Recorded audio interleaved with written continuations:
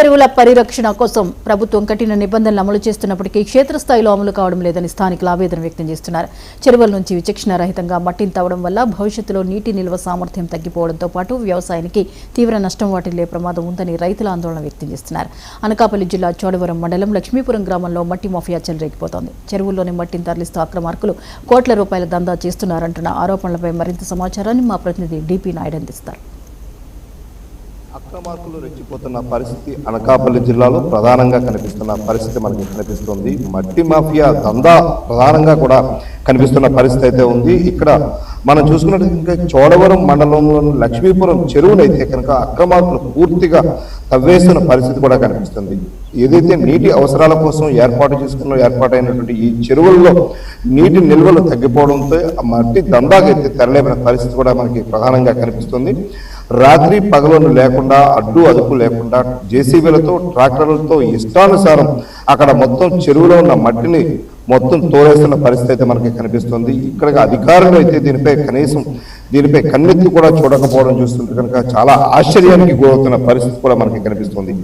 లక్ష్మీపురం చెరువుకు కూతవేటు దూరంలో ఉన్నటువంటి ఇరిగేషన్ అధికారులు కావచ్చు, ఇటు రెవెన్యూ అధికారులు కూడా కనీసం దాని కన్నెత్తి చూడకపోవడంతో అయితే మాత్రం అధికారులకు ఆమ్యాన్యాలు అందాయా అన్న అనుమానాలు అయితే కలుగుతున్న పరిస్థితి కూడా మనకి కనిపిస్తుంది. ప్రధానంగా చూసుకున్నట్టు లక్ష్మీపురం చెరువుకు సంబంధించి పెద్ద ఎత్తున ఇక్కడ అక్రమ తవ్వకాలు జరుగుతున్నాయంటూ కూడా ఇప్పటికే స్థానికులందరూ కూడా రిపోర్ట్ చేసినప్పటికీ కూడా దీనిపై కనీసం ఇరిగేషన్ అధికారులు పట్టించుకున్న పాపాన పోలేదు.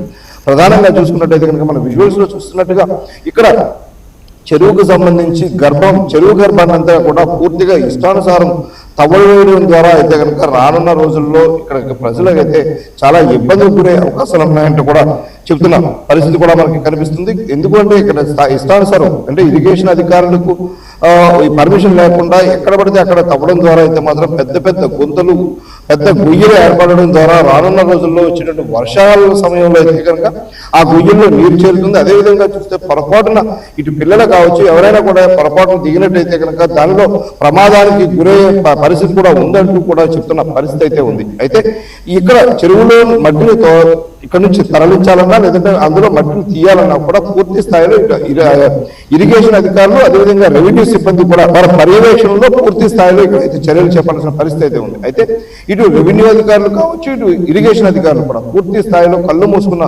పరిస్థితి అయితే మనకి కనిపిస్తుంది. దీనిపై ప్రధానంగా ఎవరైనా ఫిర్యాదులు అందించినప్పటికీ కూడా తూతూ మంత్రంగా ఇరిగేషన్ ఏఈ కావచ్చు, జైలు కూడా వచ్చి ఏదో మమ అనిపిస్తూ కూడా అక్కడ పని ఆపిస్తున్న పరిస్థితి అయితే ఉంది. అయితే మళ్ళీ యథాతథంగా ఈ అధికారులు వెళ్ళిన మరుక్షణమే వీళ్ళందరూ కూడా మళ్ళీ యథావిధిగా ఇటు ట్రాక్టర్లు జేసీబీలతో పెద్ద ఎత్తున కూడా మట్టి తరలింపులు చేస్తున్న పరిస్థితి కూడా ఉంది.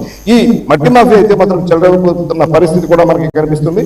దీనిపై పూర్తి స్థాయిలో చర్యలు చేపట్టాలంటూ కూడా స్థానికులు కూడా చెప్తున్న పరిస్థితి అయితే ఉంది. అయితే అధికారులు ఎంత మేర దీన్ని ఆపే ప్రయత్నం చేస్తారంటూ కూడా మనం వేచి చూడాల్సిన పరిస్థితి అయితే మనకి. Camera person